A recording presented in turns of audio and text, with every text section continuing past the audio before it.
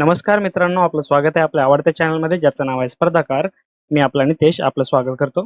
चला तर मित्रांनो, वेळ न दवडता आपण या प्रश्नाकडे पाहूया. प्रश्न आहे सरासरी काढा. सरासरी काढा. आपल्या सरासरीचं तर माहितच आहे कसं करायचं असतं. जेवढ्या दिलेल्या संख्या आहेत त्यांची करायची असते आपल्याला बेरीज.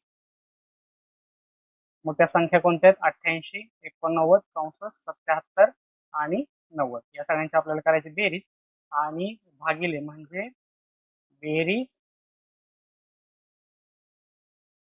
भागिले नंबर ऑफ संख्या. मग संख्या किती आहेत बघा, मोजा. 1 2 3 4 5 6 संख्या आहेत 6. त्याला बेरीज करूया अगोदर. 8 आणि 9 16 17 17 4 21 21 आणि 7 मित्रांनो 28. हातचाला 2 9 2 11 11 आणि 7 18 18 आणि 6 24 24 आणि 9 33 33 आणि 16 किती 33 आणि 16 49. मग त्याला बेरीज आली 498 भागिले 6. चला 6 ने भाग घालू. 6 1 6 6 7 42 6 48 हातचा आला 1 आणि 6 3 18. आपलं उत्तर आलं 83. सरासरी 83. ऑप्शन क्रमांक सी उत्तर आलं 83. सोपं आहे. हे आपला बोनस प्रश्न.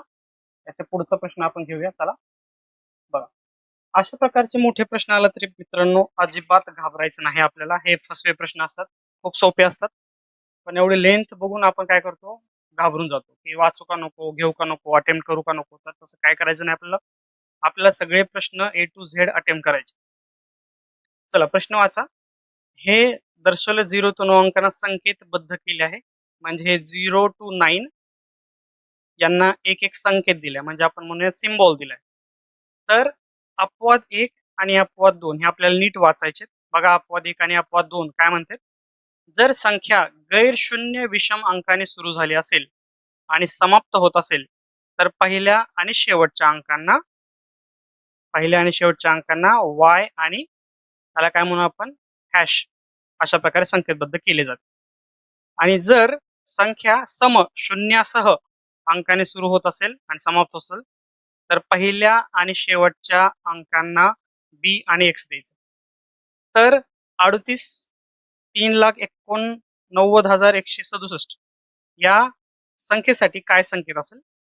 तर बघा मी इथे परत एकदा तो अंक लिहितो. 3 8 9 1 6 आणि 7. तर या जो दिलेला आपल्याला संख्या आहे त्याची सुरुवात आणि शेवट कशा प्रकारे होते. मग सुरुवात बघा 3 आहे आणि जो समाप्त आहे तो 7 आहे, म्हणजे या आहे विषम संख्या. मग अपवाद क्रमांक 1 हा याला ऍप्लिकेबल होतो, अप्लाय होतो.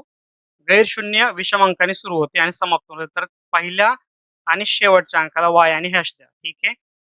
सुरुवात गैर शून्य विषम अंकाने होते आणि समाप्त सुद्धा गैर शून्य विषम अंकाने होते. तर त्याला मी काय देऊया, याला मी y देईल आणि याला हॅश देईल. बाकीच्या बद्दल 8 9 म्हणजे मधले अंक जे आहेत समस्थानाचे आणि विषमस्थान यांच्याबद्दल कोणतीही कंडिशन दिलेली नाही. मग जो आपल्याला टेबल दिलाय त्याच्यापैकी जे संकेत दिलेत ते त्याच्या खाली लिहूया. 8 ला बघा काय दिले. 8 ला दिले डॉलर साइन आहे. 9 ला आहे L. 1 ला आहे, 1 कुठे दिसते मित्रांनो इकडे S. आणि 6 ला हे पर्सेंटेज साइन. झालं, हेच आपलं उत्तर. Y dollar sign LS percentage आणि हॅश. बघा ऑप्शन मध्ये बघा y डॉलर कुठे दिसतंय बघा, हा पहिला option y dollar LS percent hash. बाकी ते सोपं होतं. फक्त आपल्याला अटेम्प्ट करायचंय, घाबरायचं नाही. ही स्ट्रॅटेजी असते. पेपर सेट जो करतो त्याला माहित असतं की एवढा मोठा प्रश्न बघून विद्यार्थी नक्कीच त्याला अटेम्प्ट नाही करणार आणि घाबरून जाणार आणि पुढचा प्रश्न अटेम्प्ट करायला जातील. तर मित्रांनो असं अजिबात करायचं नाही. अशा मेंदूला अशा प्रकारे सवय लावा की जरी प्रश्न मोठा दिसत असेल तर तो प्रश्न नक्कीच सोपा असेल, तो आपल्याला अटेम्प्ट करायचा. जमेल आपल्याला. येस. चला पुढचा प्रश्न घेऊया. बघा पुढचा प्रश्न काय म्हणतोय. आता पुढचा प्रश्न मला या प्रश्नाची क्वालिटी खूप आवडली आहे. म्हणजे तलाठीला या प्रकारचे प्रश्न विचारतायत म्हणजे खूप छान. प्रश्न आपण नीट वाचायचा आहे. मी तुम्हाला पहिल्या व्हिडिओमध्ये सांगितल्यानुसार आपण काय करायचंय की जे कीवर्ड्स आहेत जसं की अंक दिसत आहेत तुम्हाला कुठं, ते अंक आपल्या लक्षात ठेवायचे. बघा एक बस एक स्थानकापासून बी स्थानकाकडे जाते. पहिल्यांदा व्हिज्युअलायझेशन खूप महत्वाचं आहे. मी व्हिज्युअलायझेशन करतोय की बाबा हा ए स्पॉट आहे ए स्थानक आहे आणि हा बी स्थानक आहे. आपली एक बस आहे, बस जाते ती 6 तासामध्ये पूर्ण करते. म्हणजे हे जे डिस्टन्स आहे याला आपण मी जे अंतर आहे ए पासून बी पर्यंत त्याला मी डी मानतो. लक्षात आहे? आणि हे जे अंतर आहे ते पूर्ण 6 तासामध्ये कव्हर होते. त्याच्यामध्ये 6 तासामध्ये. बघा, तिने 48 किलोमीटर तासामध्ये पहिले अर्धे अंतर कापले आणि दुसरे अर्धे अंतर 60 किमी तासाने कापले. बरं, मला हे जे ए टू बी हे जे अंतर आहे त्याला मला 2 भागामध्ये डिवाइड करावं लागेल. कारण की अर्ध अंतर जे आहे ते एका वेगळ्या स्पीडने पार केले आणि पुढचं जे अर्ध अंतर आहे ते वेगळ्या स्पीडने पार केले. तर पहिलं अर्ध अंतर किती किलोमीटर पर तास म्हणजे किती किलोमीटर पर आवर म्हणजे 48 किलोमीटर पर आवरनी हे अंतर पार केले आणि दुसरे अर्धे अंतर 60 किलोमीटर प्रति आवर याने अंतर पार केले. जर समजा हे टोटल अंतर डी आहे तर ह्याला मी D/2 म्हणू शकतो कारण की अर्धे अंतर आहे आणि याला मी D/2 म्हणू शकतो. बघा, आता हे झाले व्हिज्युअलायझेशन. जे आपल्याला दिलेली माहिती आहे ते चित्र स्वरूपात मांडणे हा एक पहिला टप्पा असतो. ते जर मांडता तुम्हाला आलं व्यवस्थितरित्या तर तुम्हाला गणित सोडवताना काही अडचण येणार नाही. तर बघा, आता पहिल्यांदा तुम्हाला मी सूत्र सांगतो ज्याचा उपयोग करून आपल्याला हे गणित सोडवायचं. ते सूत्र काय आहे तर वेग बरोबर अंतर भागिले काळ. म्हणजे त्याला जर मी इंग्लिश मध्ये लिहिलं, वेगला v मानलं, अंतरला d मानलं आणि काळाला t मानलं. अजून एक कंडिशन त्यांनी सांगितली होती की 6 तास लागतात टोटल अंतर पार करण्यासाठी. समजा हे अंतर पार करण्यासाठी अर्ध अंतर पार करण्यासाठी समजा t1 लागतो टाइम आणि हे अर्धे अंतर पार करण्यासाठी समजा t2 अंतर लागतंय, t2 काळ लागतो. तर मी असं लिहू शकतो का t1 अधिक t2 बरोबर 6 तास लिहू शकतो का? हो, मी लिहू शकतो. त्याचा वापर करायचा आहे त्याच्यासाठी तर त्यांनी दिले ना टोटल अंतर पार करायला मला 6 तास लागतात. मग या समीकरणाला मी 1 मानतो सुरुवातीला. तर आता बघा, आता ह्या अर्ध्या अंतराबद्दल विचार करा पहिल्यांदा. फक्त अर्ध्या अंतराबद्दल मी याला सी मानतो. मग याला तुम्ही ए टू सी हे अंतर पार करताना आपल्याला समीकरण कसं मांडता येईल बघा. हेच समीकरण आपल्याला वापरायचं. तर व्ही किती आहे पहिल्यांदा लिहितो मी v1 is equal to d1 भागिले t1. v1 किती आहे अर्धे अंतर पार करताना किती वेळ लागतोय 48 किलोमीटर प्रति आवर म्हणजे प्रति तास म्हणजे per hour equal to d1 अंतर किती आहे डिस्टन्स याला मी म्हणतो d/2 बरोबर आहे ना, निम्म अंतर आहे ना d/2 आणि t1 काय करतो मी आहे तसं लिहितो. आता तसंच मला सी आणि बी अंतराबद्दल काय लिहू मी v2 d2 भागिले t2. मग v2 किती आहे सांगा तुम्ही, v2 किती आहे 60 दिसते तुम्हाला इथं.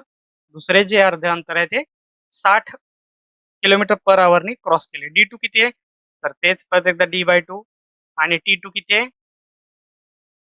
t2 बघा आता लक्ष द्या. आता t2 किती आहे तर t2 च्या जागी मी t2 हे t1 मी इकडे नेतो is equal to 6 minus t1 असं लिहू शकतो का? हो, मी लिहू शकतो. तर या t2 च्या जागी मी डायरेक्ट काय लिहितो 6 वजा t1. बघा पटतंय का तुम्हाला? लिहिलं. आता बघा, आता हे समीकरण मी हे जे 6 मायनस t1 आहे इकडे नेऊ शकतो का? येस, नेऊ शकतो. d/2 इज इक्वल टू 60 गुणिले 6 वजा t1 आणि हे पण मी t1 इकडे नेतो म्हणजे 48 t1 बरोबर d/2. आता समीकरण याला 2 मानतो, याला समीकरण 3 मानतो. बरोबर. आता 2 आणि 3 समीकरण d/2 सेम आहे. हे d/2 सेम आहे तर मी हे 48 t1 आणि हे पुढचं जे आहे ते सेम आहे म्हटल्यावर बरोबर चिन्हाने मी लिहू का? येस, लिहू शकतो मी. जागी अभावी मी इथे लिहितो 48 t1 इज इक्वल टू 60 6 वजा t1. तर चला आता हे समीकरण सोडूया. 60 ने 6 ला गुणूया आणि t1 ला गुणूया. 6 36 360 वजा 60 t1 आणि 48 t1 आहे तसं. मग हे 60 मी इकडे नेतो 48 plus 60 t1 is equal to किती आलं मित्रांनो 360. 48 t1 राहिले मित्रांनो t1. मी एक सेपरेट स्लाइड मध्ये तुम्हाला स्लाइड तिथं हे करूया. बघा आता काय आलं होतं इथं 48, काय होतं बघा स्लाइड मध्ये काय होतं, 48T1 आणि 60T1, 48T1 plus 60T1 is equal to 360. 48 आणि 48 आणि 60 किती होते, 108. T1 बरोबर 360 आणि T1 ची किंमत येते 360 भागिले 108. आता कितीने भाग देऊया मी, बघा 6 ने जातोय का, 6 6 36 आणि 6 1 6, 6 8 48, परत 6 ने जातोय, 6 10 60, 6 3 18, मग T1 आला 10/3. पण मला माहित आहे की हे बघा इथं T1 समीकरण 1 आहे, T1 अधिक T2 is equal to 6, T1 अधिक T2 इज इक्वल टू 6 आहे. मग हे T1 ची किंमत मी इथे लिहू का, यस लिहू शकतो. मग T2 अधिक 10/3 इज इक्वल टू 6, T2 बरोबर 6 वजा 10/3 आणि मग इकडं करा साइन त्रिक 18 वजा 10, याचं उत्तर आलं 8/3 T2. आता T1 भेटले, T2 भेटले, मला तुम्ही हे T1 आणि T2 कुठेही ठेवा, कुठल्याही किमतीमध्ये ठेवा. बघा हे 48 T1 समीकरण 2 दिसते, त्यात ठेवूया. 48 T1 is equal to D/2, बरोबर. मग हे 2 इकडे न्या, 48 गुणिले 2 किती होते, 96. T1 बरोबर D, 96 T1 ची किंमत काय येते, T1 ची किंमत आली 10/3 इज इक्वल टू D. 3 1 3, 3 त्रिक 9, 3 2 6, D आलं 32 गुणिले 10 आणि 320. D ची किंमत आली 320. मग बसद्वारे कापलेले एकूण अंतर आले आपले 320, ऑप्शन क्रमांक डी 320. आता हे खूप लेंदी आहे, मी तुम्हाला समजवण्यासाठी एवढा लेंदी वाटतं. तुम्ही म्हणाल सर T1 नी काम होते तर T2 कशाला काढलं तुम्ही, तर मित्रांनो तुम्ही काही काढा, T2 जर काढला असेल तर तुम्ही T2 कशात ठेवाल सांगा बरं. जी आपली किंमत आली बघा D2 D/2 आणि हे T1 जे आहे का, तुम्ही इथं ही किंमत ठेवू शकता T2 ची, तुम्हाला उत्तर डी म्हणजे डिस्टन्स अंतर हे 320च मिळणार आहे. तुम्ही ते ट्राय करून बघा. आता मी एवढं सुटसुटीत सांगतोय, प्रत्येक एकदम त्याचं डिसेक्शन करतोय, तर ते तुम्हाला आधी कळलं पाहिजे मित्रांनो, की बाबा नेमकं हे स्टेप्स कशा येतात. मला अशी अजिबात घाई नाही की तुम्हाला हे खूप छोट्या स्मॉल स्टेप्सनी ह्याचं उत्तर यावं. मला पहिल्यांदा अशा अपेक्षा तुमच्याकडून आहे की तुमची ॲक्युरेसी वाढावी. गणितापर्यंत तुम्ही त्या उत्तरापर्यंत तरी पोहोचता आलं ना, नंतर आपण स्पीडचा आपण चेक करत राहूया.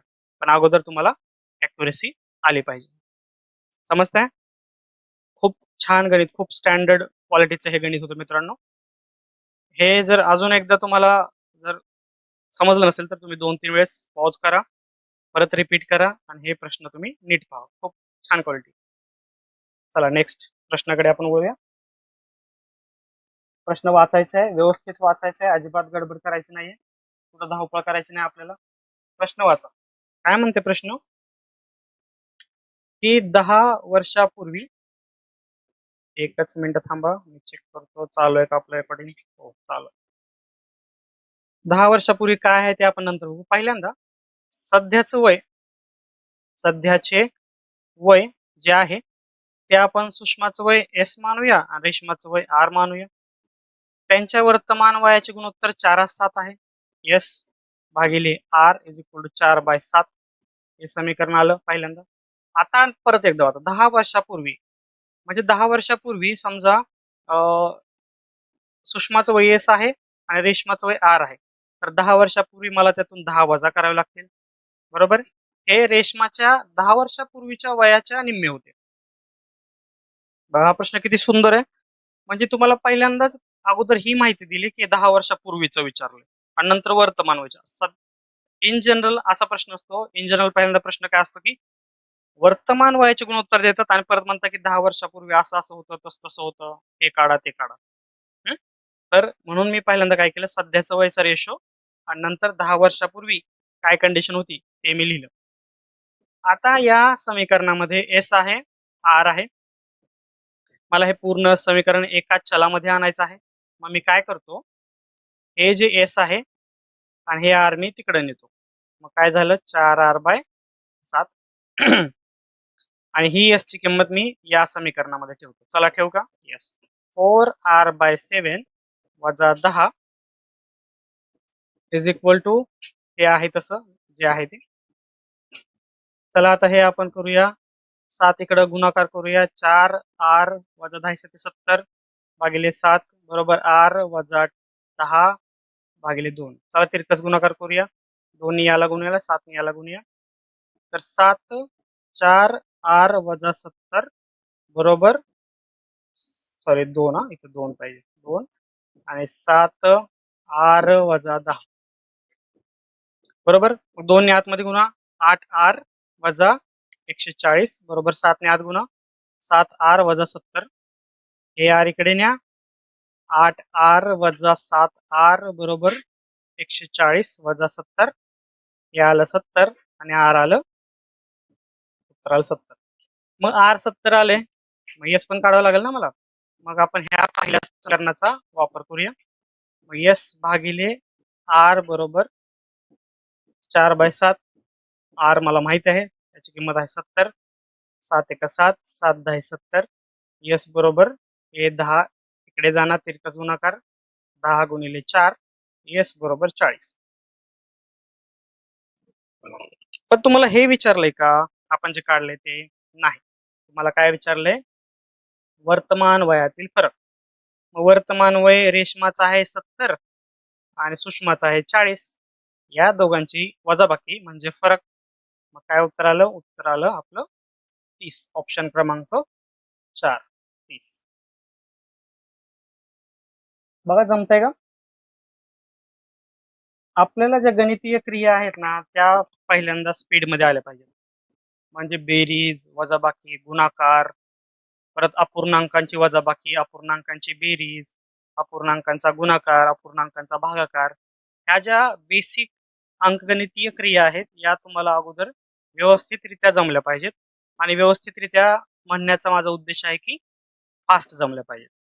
बरोबर? कारण की या बेसिक तरी तुम्हाला जमल्या पाहिजेत मित्रांनो, ही कंडिशन आहे. या जर जमत नसेल तर तुम्हाला खूप प्रॅक्टिस करावी लागेल त्याची, त्याचा सराव करावा लागेल.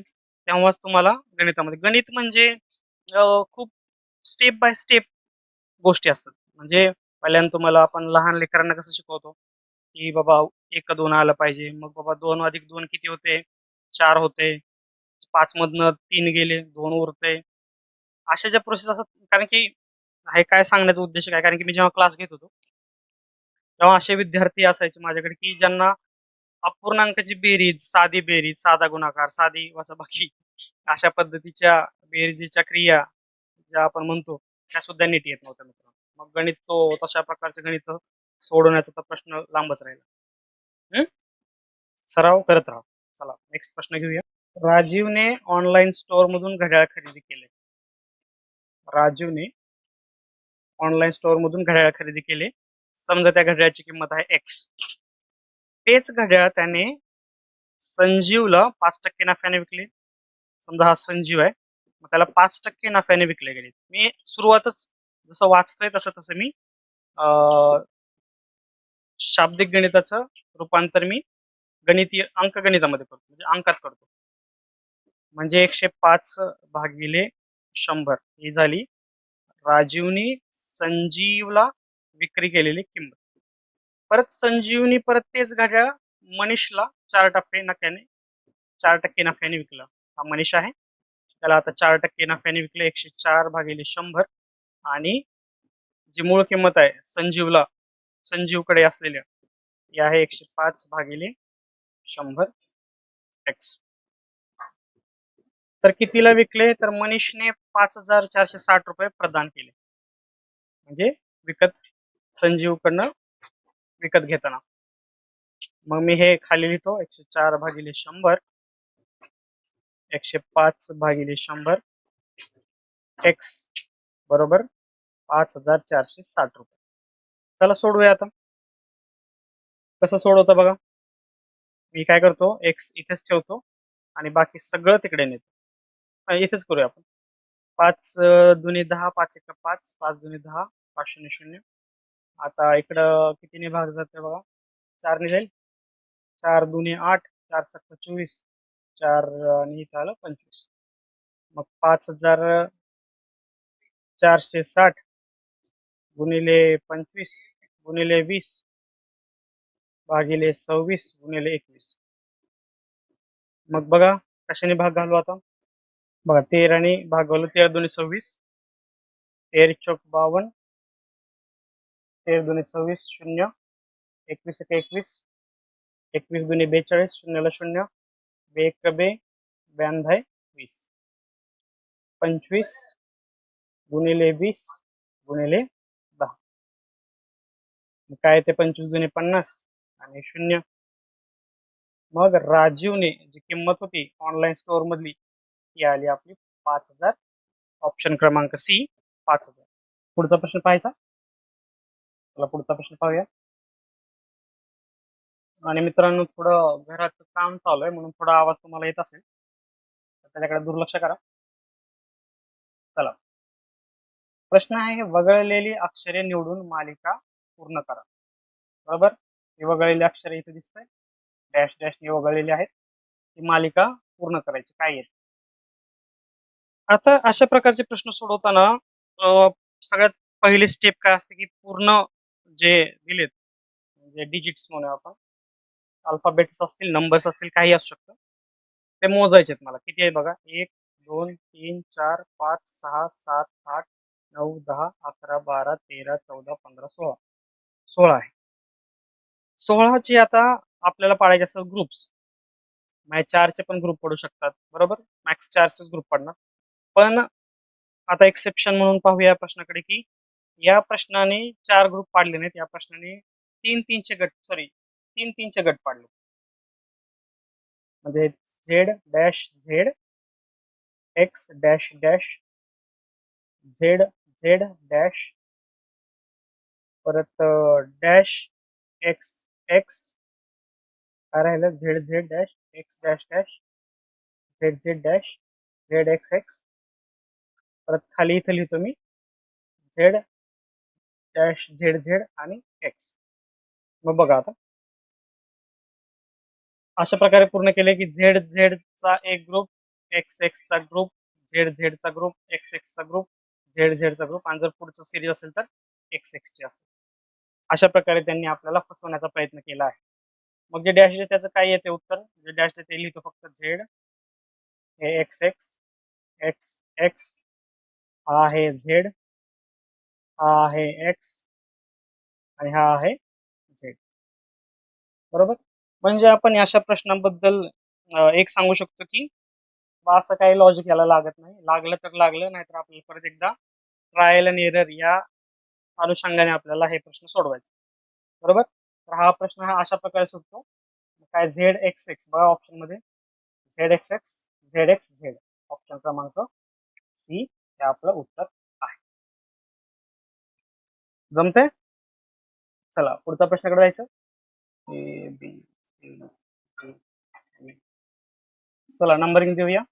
क्यू ला आहे 17, यू ला आहे 21, ई ला 5, एस ला 19, टी ला आहे 20, आय ला आहे 9, ओ 15 आणि एन 14. खालच्याला पण नंबर देऊया. एन 14, एक्स 24, डी 2, बी 22, 17, 12, 12 आणि 17. बघा 14 अधिक 3 केले इथं, नंतर खालून वरती गेलो, नंतर वरतून खाली 3 नी आलो. असंच खालून वरती एकदा प्लस 3 नी आणि वरतून खाली एकदा प्लस 3 नी. कसं बघा 19 3 22, 2 अधिक 3 5, 21 अधिक 3 24. अशा प्रकारे सगळं केलं. म्हणजे आपल्याला एकदा त्यांचं रिलेशन काय आलं. मग आपल्याला आन्सर शोधूया. आन्सर कसं आहे ते. मग हे मी गायब करतो.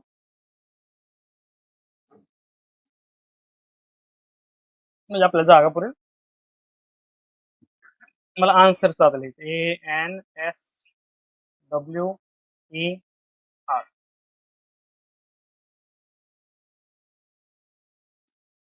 एच आहे 1, एनचं 14, एस 19, डब्ल्यू 23, 5 आणि आर आहे 18. आता एक जो आहे पहिल्यांदा +3 करायचं. मग +3 करताना इथं मला 1 2 3 24 बरोबर.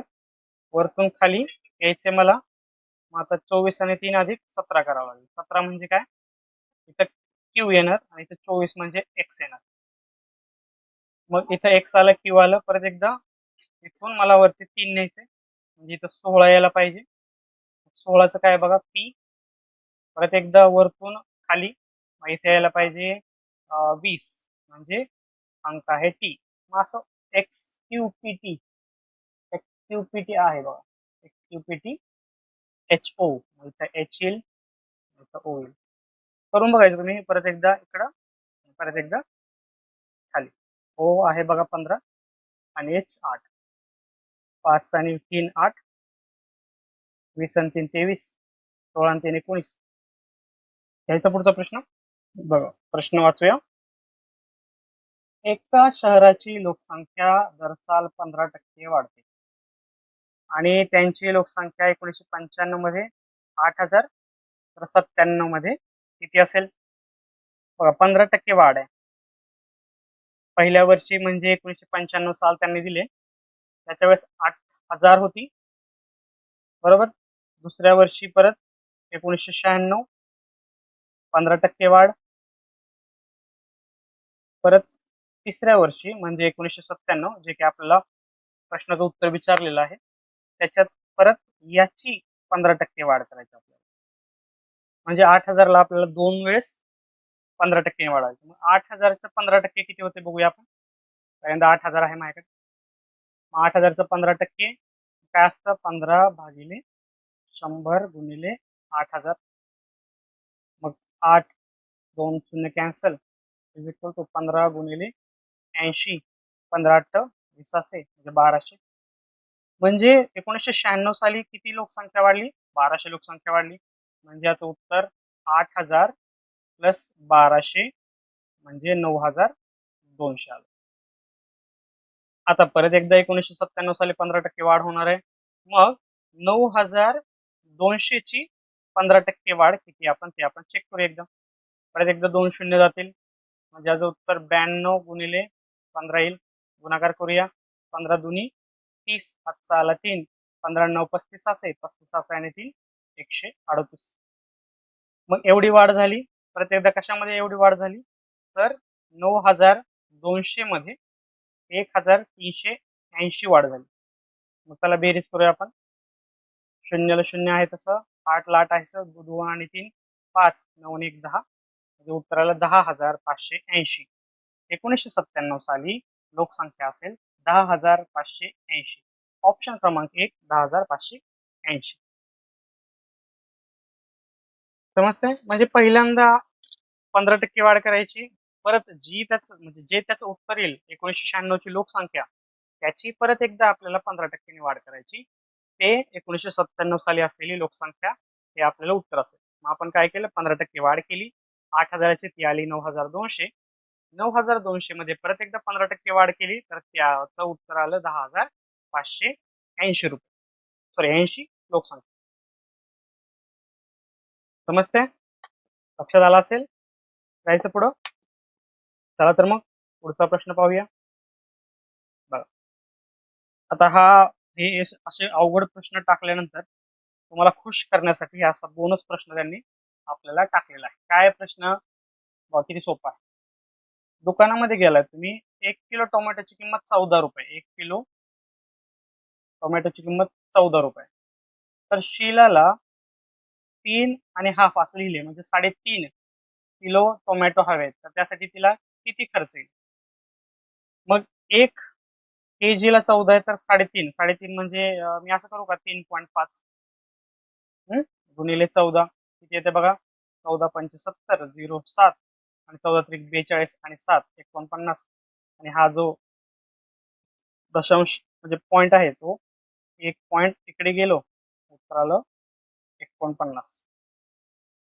म्हणजे शीलाला 3.5 किलो टोमॅटो 49 रुपयाला मिळतील, तेवढा तिचा खर्च येईल. ऑप्शन क्रमांक बी 49. बरोबर. जायचं पुढं. सोपा प्रश्न आहे, ह्याला काय अंडरस्टँडिंगची जास्त गरज नाहीये. चला नेक्स्ट प्रश्न घेऊया.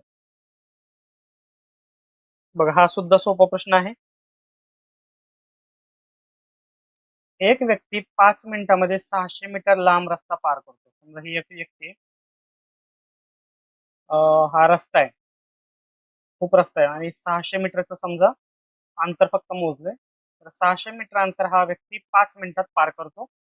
तर प्रति तासामध्ये त्याचा वेग काय? प्रति तासामध्ये त्याचा वेग काय? आता आपल्याला जे माहित आहे की बाबा वेग बरोबर अंतर भागिले काळ. अंतर भागिले काळ, मग आपण काढूया. 600 मीटर अंतर आहे आणि 5 मिनिटं काळ आहे. तर मित्रांनो एक लक्षात घ्यायचे, आपल्याला SI किंवा MKS हे जे सिस्टीम असते, युनिट्स एकक मोजण्याची, जे दोन्ही क्वांटिटीज दिलेले आहेत आपल्याला, जे की वेळ अंतर काळ, एकाच सिस्टीम मधली एकक पाहिजे. म्हणजे असं चालत नाही की अंतर हे मीटर मध्ये आहे आणि काळ मिनिट मध्ये आहे. किंवा आपल्याला काय विचारलंय ते आपण करू शकतो, त्याच्यामध्ये आपण कन्वर्ट करू शकतो. मग पहिल्यांदा मी काय करणार मित्रांनो, पहिल्यांदा मी ह्या मिनिटला सेकंद मध्ये कन्वर्ट करणार. मग 5 मिनिटं, एका मिनिट म्हणजे 60 सेकंद असतात, म्हणजे 5 गुणिले 60 करणार मी. बरोबर. म्हणजे हे मीटर आलं आणि हे सेकंद आलं. मग माझं उत्तर जे आहे मीटर प्रति सेकंद, मीटर पर सेकंद मध्ये येणार, जो वेग आहे माझा v. चला भाग देऊया. 60 एक 60, 60 10, 600, 5 एक 5, 5 2. v is equal to 2 metre per second. आता एक लक्षात घ्यायचा कन्सेप्ट, जर किलोमीटर प्रति तास जर असेल आणि त्याला मला मीटर पर सेकंड मध्ये कन्वर्ट करायचं असेल, तर मला त्याला 5/18 ने गुणावं लागेल. आणि मीटर पर सेकंड असेल, त्याला जर मला किलोमीटर पर आवर मध्ये कन्वर्ट करायचं असेल, तर त्याला मला 18/5 ने गुणावं लागेल. बरोबर. मग मला काय करायचंय, हे मीटर पर सेकंड मध्ये काढले, तर मला त्यांनी विचारलं किलोमीटर प्रति तासामध्ये, म्हणजे किलोमीटर पर आवर मध्ये. म्हणजे मला मीटर पर सेकंडचं किलोमीटर पर आवर मध्ये कन्वर्ट करायचे, म्हणजे रूपांतर करायचे. तर माझं उत्तर आलेलं आहे 2. तर त्याला मला 18 गुणिले 5 ने गुणावं लागेल. तर चला इथंच लिहितो मी, 2 ला 18 गुणिले 5 ने गुणा. 18 दुनी 36 भागिले 5, 5 7 35.1 आलं, 5 दुनी 10. माझं उत्तर आलं 7.2 किलोमीटर पर आवर. त्यालाच मराठीमध्ये आपण म्हणतो किलोमीटर प्रति तास. उत्तर आलं 7.2. इथंच लिहितो किलोमीटर प्रति तास, 7.2. ऑप्शन क्रमांक डी 7.2. समजते. सोप्या प्रश्नामध्ये याचा समावेश होऊ शकतो. चला पुढचा प्रश्न काय म्हणतोय. पुढचा प्रश्न हा पण सोपा आहे. A9 गुणिले 9 बरोबर A11. म्हणजे A ची किंमत आपल्याला शोधायची. मग A ची किंमत शोधायची. ऑप्शन क्रमांक 1 4 5 7 9 अशा प्रकारचे आपल्याला प्रश्न ऑप्शन दिले. मग आपण काय करू, जेव्हा ठेवत जाणार ना, मी पहिल्यांदा मी A च्या जागी 4 ठेवतो गुणिले 9. मग इथं 4 आलं पाहिजे, म्हणजे 411 उत्तर येते का चेक करूया. 9 9 81, हात चाला 8, 9 चौक 36 आणि 8, 36 आणि 8 किती होते 44. तर 441 उत्तर येते, पण 411 येत नाही, म्हणजे हा ऑप्शन कॅन्सल झाला. असंच तुम्ही ट्राय करा. 5 ट्राय केलंय तुम्ही, 7 ट्राय केलं, आता 9 ट्राय करू. शेवटी मी एच्या जागी 9 ठेवतो, म्हणजे 99 गुणिले 9 आणि याचं उत्तर आलंय. एच्या जागी 9 ठेवलंय, 911 येते का बघूया. बघा ह्या 9 ने गुणा, 9 9 81, हातचा आला 8, 9 9 81 आणि 8 89, हे सुद्धा चुकलं. आता काय ठेवतो मी, आता 7 ठेवतो. 7 9 गुणिले 9 बरोबर 711 येते का बघतो. 9 9 81, हातचा आला 8, 9 7 63, 63 आणि 8 किती होते 63 आणि 8 71 होते. यस, माझा उत्तर आहे 7. हे सुद्धा नाही येणार. ऑप्शन क्रमांक सी उत्तर आलं 7. जमतंय? सोप्या प्रश्नामध्ये होतं. पण मी शेवटचा का घेतलं कारण की कधी कधी प्रश्नांचा रोख असा असतो की तुमचा वेळ वाया घालवायचा. प्रश्न सोपा असतो तरी पण तुम्हाला वेळ वाया घालवायचा आहे तर ते काय करणार, वरचे 3 तुम्ही ट्राय करणार ऑब्विसली, चौथं उत्तर असतं. म्हणून मी डायरेक्ट काय केलं, चौथ्यालाच ट्राय केलं. तर चौथं काय येत नाही, मग मी 7 ट्राय केलं. 7 बरोबर आपल्याला ऍक्युरेट उत्तर देऊन गेलं. समजतंय? म्हणजे वेळ वाचवण्यासाठी हे शफल आपल्याला करावं लागतं. कधी कधी जॅकपॉट लागतो, कधी कधी गधे काम करावं लागतं, सगळं ट्राय करावं लागतं. तर मग ते ऑप्शन क्रमांक सी उत्तर आलेलं आहे आपलं. चला नेक्स्ट प्रश्नाकडे जाऊया. बघा मस्त प्रश्न आहे. सोहन हा रोहन पेक्षा तिप्पट चांगला सुतार आहे. म्हणजे सोहन हा रोहन पेक्षा तिप्पट चांगला सुतार आहे. सोहनला सोफा तयार करण्यासाठी रोहन पेक्षा 60 दिवस कमी लागतात. म्हणजे समजा जर रोहनला एक्स दिवस लागतात तर सोहनला रोहनपेक्षा 60 दिवस कमी लागतात. म्हणजे मी असं म्हणू का, 60 दिवस एक्स रोहनपेक्षा कमी म्हणजे एक्स मायनस 60. तर त्यांनी एकत्र काम केले तर त्यांना सोफा तयार करण्यासाठी किती दिवस लागतील? त्यांनी एकत्र, पण त्याच्या अगोदर काय म्हणलं की सोहन हा एक सोफा तयार करण्यासाठी एक्स दिवस लागतात. तेच सोहन काय करतो, 60 दिवस कमी घेतो, पण त्याची इफिशियन्सी किती आहे, 3 सोफा बनवण्याची रोहनपेक्षा. मग याला आपण जर समीकरणामध्ये रूपांतर करायचं असेल तर मी काय करतो, रोहनला एवढे दिवस लागतात, त्या दिवसामध्ये सोहन हा 3 सोफे तयार करतो 60 दिवस कमी घेऊन. ते पटतंय का बघा. रोहनला जेवढा वेळ लागतो त्याच्यापेक्षा 60 दिवस कमी घेऊन सोहन हे 3 सोफे बनवतो. तर चला या 3 ने आत गुणूया. 3x वजा 180 इज इक्वल टू एक्स. हे 180 इकडे जाईल, एक्स ला इकडे नेऊया. 180 बरोबर 3x वजा x बरोबर 2x आणि x बरोबर आलं 90. हे उत्तर काय आलं, तर रोहनला एक सोफा बनवायला 90 दिवस लागतात. रोहनला 90 दिवस लागतात, तर सोहनला किती लागतील, 60 दिवस कमी लागतील. याचा अर्थ आला सोहनला 90 वजा 60 30 दिवस लागतील. पण आपल्याला हे विचारलंय का, नाही. तर आपल्याला काय विचारले, त्यांनी एकत्र काम केले तर सोफा तयार करण्यासाठी किती दिवस लागतील. मग आता सोफा रोहन आणि सोहन हे मिळून तयार करतायत, त्यांना किती टाइम लागतंय ते समीकरणात आपण मांडलं. याच्यामध्ये किमती ठेवूया. 1/90 प्लस 1/30 बरोबर 1/3. यालाच मी इथं 3 ने गुणतो, याला 3 ने गुणतो. मग 1 छेद समान केला 90 आला आणि 1 + 3 भागिले 90 इज इक्वल टू 1/t. म्हणजे 1/t बरोबर 4/90. मी ह्याला इथंच भाग घालतो. 4 1 4, 4 2 8, 1 आला, 1 उरला, 4 2 8, 4 पंचे 20. म्हणजे 1/t आलं 1/22.5. म्हणून t इज इक्वल टू 22.5. बरोबर. ह्याचा रिव्हर्स केलं, इनव्हर्स केलं म्हणतो आपण त्याला, किंवा तिरकस गुणाकार केला तरी पण चालेल. t इज इक्वल टू आला 22.5. ऑप्शन क्रमांक बी 22.5 हे आपलं आलेलं आहे उत्तर. जायचं पुढच्या प्रश्नाकडे. चला पुढचा प्रश्न, प्रश्न वाचून घेऊया आपण. काय म्हणतोय प्रश्न. प्रश्न खूप छान आहे. एका टाकीमध्ये 15% अल्कोहोलचं 10% मिश्रण आहे. म्हणजे समजा एक टाकी आहे, हे 10 लिटर मिश्रण आहे, याच्यात 15% अल्कोहोल आहे. बरोबर, 10 लिटर द्रावण टोटल, 15% अल्कोहोल. पुढे वाचा, 70% द्रावणाचे 10 लिटर मिळवण्यासाठी. आता मला इथं एक नवीन मिश्रण मिळवायचं 70%चं 10 लिटर. हे द्रावण म्हणजे हे द्रावण 80% अल्कोहोल. आता किती लिटरचं द्रावण आहे मला माहित नाही, एक्स लिटर पुढे आपण द्रावणामध्ये मिसळल्यानंतर किंवा प्रमाणात अल्कोहोल द्रावणासोबत लिटरमध्ये अंदाजे किती प्रमाणात बदलावं लागेल. म्हणजे 15%चं 10 लिटर आणि 80%चं एक्स लिटर. 80%चं एक्स लिटर ह्या 15%च्या 10 लिटर मध्ये टाकायचे, त्यातलं किती टक्के किती लिटर मिश्रण बदलावे, त्यानंतर मला 70% 10 लिटर मिश्रण मिळेल. असं व्हिज्युअलाइज करा थोडं, बरोबर.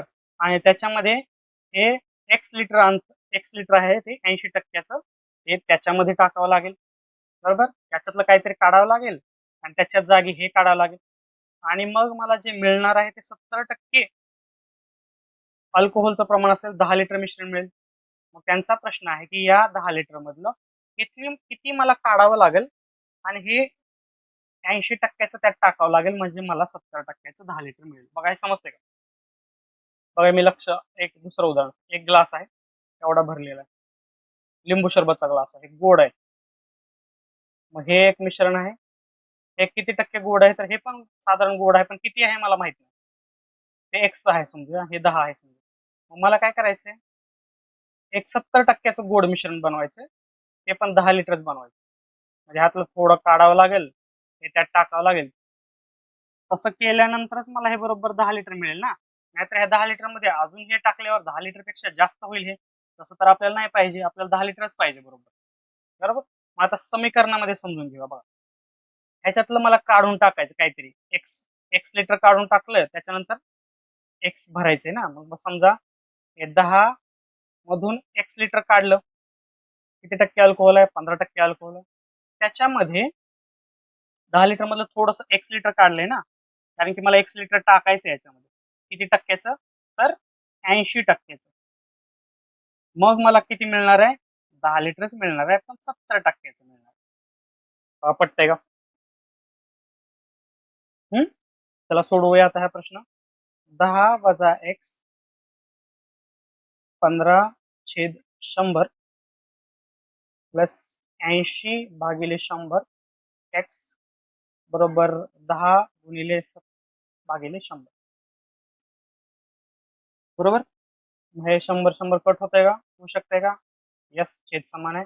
15 ने आत गुणूया, 150 वजा 15x प्लस 80x बरोबर 10 गुणिले 700. 80 मधून 15 गेले, किती उरत आहेत, 65x. आणि हे 150 मी बरोबर त्याच्या इकडे येतो, 700 वजा 150 किती होते मित्रांनो, 550.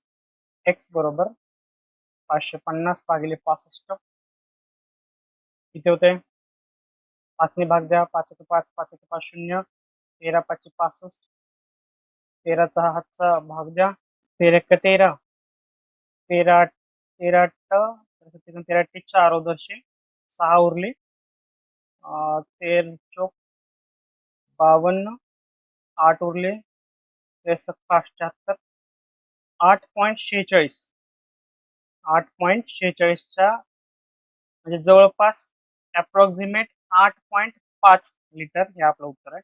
ऑप्शन क्रमांक बी 8.5. कन्फ्युजन याच्यामुळे झालं की पॉइंट मध्ये उत्तराला, पण मित्रांनो अप्रॉक्सिमेशन आपल्याला याचं आन्सरचं करावं लागेल. 8.46 उत्तर आलं, अप्रॉक्सिमेशन 8.5 लिटर आपल्याला याचं उत्तर आहे. ऑप्शन मध्ये 8.5 आहे. समजता, ते त्यातलं काढायचं, थोडं टाकायचं आणि तिसऱ्या प्रकारचं मिश्रण बनवायचं. समजतं. फक्त एक समजलं पाहिजे की पूर्ण गणित जे आहे ते समीकरणामध्ये रूपांतर करण्यात आलं पाहिजे. त्याच्यासाठी व्हिज्युअलायझेशन तुम्हाला करायचंय. व्हिज्युअलायझेशन करून ते आकृतीच्या स्वरूपात तुम्हाला पेपरवर मांडायचे. बघा जमतंय का, मग ते सोपं जाईल तुम्हाला. जायचं पुढे. चला पुढचा प्रश्न बघा, सेम प्रश्न आता जो आपण सोडवला होता, कुठे कुठे होता प्रश्न तो, हा प्रश्न ए 9 गुणिले 9 ए 11 तसाच प्रकारचा हा प्रश्न बघा. 5 क्यू क्यू वजा क्यू 5 5 म्हणजे इक्वल टू क्यू 6 7. क्यूच्या जागी काय येईल. मग चला परत एकदा ट्रायल अँड एरर करूया. पहिल्यांदा एक बघू येते का, एक ठेवूया, क्यूच्या जागी 511 वजा 155 म्हणजे इक्वल टू 167 येते का. 5 मधून एक जवळपास 4 3 यायला पाहिजे, 300 समथिंग 350च्या आसपास यायला पाहिजे. 167 येते, हे म्हणजे हे चुकलं. आता 2 ठेवूया, 522 वजा 255 इज इक्वल टू 267 येते का ते चेक करूया आपण. 522 255 वजा करू इथंच. 2 5 म्हणजे 12 मधून 5 गेले 7, हातचा आला 1, 12 मधून 6 गेले 6, हातचा आला 1 आणि 5 मधून 3 गेले 2, 267. येस, 267 आपलं उत्तर आहे 2. ऑप्शन क्रमांक बी. ऑप्शन क्रमांक बी उत्तर आलं आहे 2. सोपं आहे. रिपीट झाला हा प्रश्न. म्हणजे गणित बुद्धीमध्ये जे 25 प्रश्न येतात त्याच्यामध्ये 2 प्रश्न तर हे सेम टाईपचेच आले बघा. एक जमला तर दुसरा जमायलाच पाहिजे. चला नेक्स्ट प्रश्नाकडे जाऊया. 1 नंबर प्रश्न. क्वालिटी म्हणतो ना आपण, म्हणजे क्वालिटी म्हणण्यापेक्षा स्टँडर्ड मेंटेन ठेवतात तलाठीवाले. हा एवढा अवघड टाकतात काय माहिती. हा सीसॅट लेवलचे प्रश्न तुम्हाला तलाठीच्या पेपरमध्ये बघायला मिळतात. याचा अर्थ काय? तर याचा अर्थ आहे की तलाठी होण्याची क्रेज कोणत्या लेवल पर्यंत जाते बघा. आता आपल्याला परत नीट मांडून घ्यायचंय. प्रश्न वाचायचे. ए आणि बी हे एक काम 30 दिवसात पूर्ण करतात. ठीक आहे. ए आणि बी हे 30 दिवसात काम पूर्ण करतात. बी आणि सी हे काम 24 दिवसात करतात. ठीक आहे. बी आणि सी हे काम 24 दिवसात करतात. सी आणि ए 20 दिवसामध्ये पूर्ण करतात. सी आणि ए 20 दिवसात पूर्ण करतात. सर्वांनी 10 दिवस एकत्र काम केले आणि मग बी आणि सी, समजा हे टोटल काम आहे काय असेल ते, हे 10 दिवस काम ए बी सी ने केले. नंतर बी आणि सी हे काम सोडून गेले. बी आणि सी हे काम सोडून गेले, उरलं कोण? ए. ने काम पूर्ण केलं तर ए ला किती दिवस लागतील उरलेले काम पूर्ण करण्यासाठी? तर मला पहिल्यांदा हे टोटल ए बी सी ने जर काम सुरू केलं तर किती दिवस लागतील हे मला काढावं लागेल अगोदर. तर बघा 30 24 20 हे आहे टाइम, म्हणजे वेळ लागते त्यांना. आपण असं इमेजिन करा. टोटल वर्क किती आहे? समजा मला ह्याचा लसावी काढावा लागेल 30 24 20 चा. मग तो येतो बघा 120 120 120 120 बरोबर. आणि मला यांची काढावं लागेल उत्पादकता म्हणजे इफिशियन्सी. इफिशियन्सी काढताना मला टोटल काम भागिले हा वेळ करावा लागेल. म्हणजे टोटल काम 120 आहे, वेळ 30 आहे. 120 भागिले 30 आलं 4, 120 भागिले 24 आलं 5, 120 भागिले 20 आलं 6. मग आता मी यांची एफिशियन्सी करतो बेरीज. याची बेरीज बरोबर याची बेरीज किती येते बघा. A plus B plus B plus C plus C plus A is equal to 4 plus 5 plus 6. मग इथे बघा डबल रिपीट होते. A plus B C is equal to काय येते 4 आणि 5 9 6 15. 2 ने भाग देऊ 15 ला, 2 इकडे जाईल ना. मग उत्तर आलं A plus B plus C is equal to आलं 7.5. मग मी याच्यावरनं असं म्हणू शकतो की A plus B plus C ची इफिशियन्सीज किती आहे 7.5. आता बघा सुरुवातीला काय केलं की 10 दिवस एकत्र काम केलं. ए प्लस बी प्लस सी यांनी काय केलं, चला मला ए ची इफिशियन्सी काढायची आहे कारण की बी आणि सी हे काम सोडून गेले ना. मग नंतरचे जे काम आहे ते ए करतोय. ए ची इफिशियन्सी काढताना मला ए प्लस बी प्लस सी मधून बी मायनस सी करावं लागेल. ए प्लस बी प्लस सी म्हणजे तिघांची इफिशियन्सी आली 7.5 आणि बी प्लस सी जे दिसतंय बघा तुम्हाला बी प्लस सी 5 हे मला यातून वजा करावं लागेल. म्हणजे इफिशियन्सी 2.5. आता तिघांनी मिळून काय केलं माहितीये का 10 दिवस काम केलं. म्हणजे ए प्लस बी प्लस सी यांनी मिळून 10 दिवस काम केलं. म्हणजे 10 दिवस काम केलं म्हणजे टोटल किती काम केलं 75 दिवस काम केलं बरोबर. आणि लसावी टोटल वर्क तर आहे 120.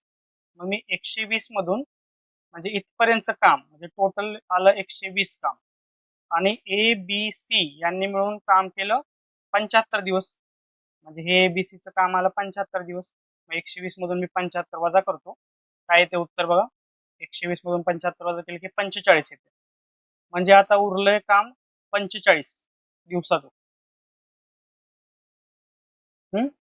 45 दिवसाचं काम उरलंय पण आपल्याला ए ची इफिशियन्सी माहित आहे.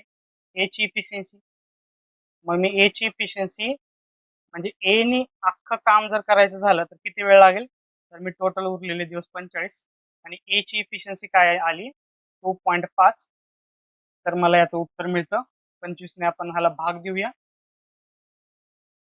450 भागिले 25, 25 25, 25 एक 25 आणि किती उरते बघा 20, 25 8 200, 18 दिवस. म्हणजे टोटल काम जर 120 दिवसाचं असेल त्यातील 75 दिवस ए बी सी ने 10 दिवस एकत्र काम करून 75 दिवस म्हणजे टोटल वर्क मधून लसावे काढतो आपण, तो काम पूर्ण केले. उरलेले 45 दिवसाचं काम तो किती दिवसात पूर्ण करेल ए, का तर त्याची इफिशियन्सी 2.5 आहे. मग 45 भागिले 2.5 केल्यानंतर मला उत्तर मिळतं 18. ऑप्शन क्रमांक 1 हे आपलं उत्तर आहे. जायचं पुढं.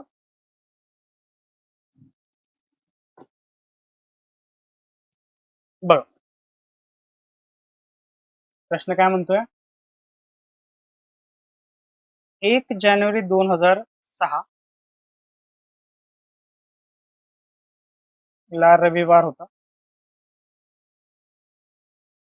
तर 2007, 2008, 2009, 2010, मग 1 जॅनला 2010 ला कोणता वार असेल. तर आपल्याला माहिती आहे की समजा 1 जानेवारी 2006 ला रविवार असेल तर पुढच्या त्याच दिवशी पुढच्या वर्षी एक दिवस पुढे जातो.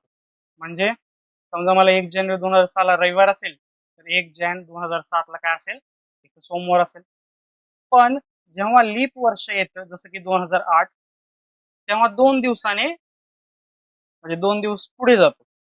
म्हणजे मला 2008 सालचा जर ते दिवस 1 जानेवारी त्या दिवशी कोणता वार आहे हे जर काढायचं झालं तर मला यात 2 दिवस मिसळावे लागतात, म्हणजे मंगळवार आणि बुधवार. म्हणजे 2008 साली बुधवार असेल.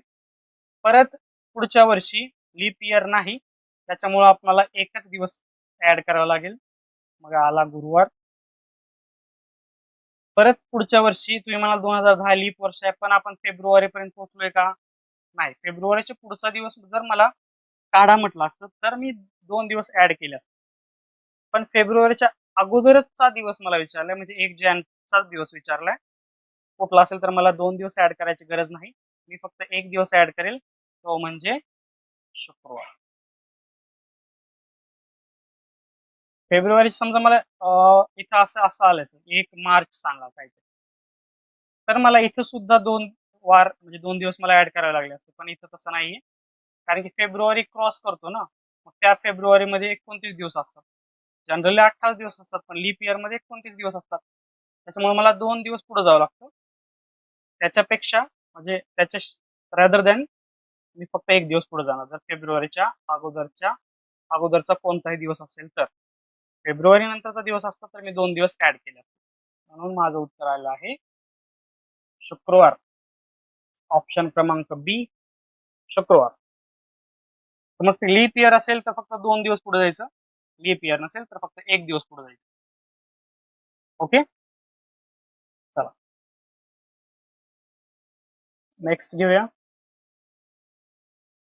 बघा, विभाज्यता चाचणीचा वापर करून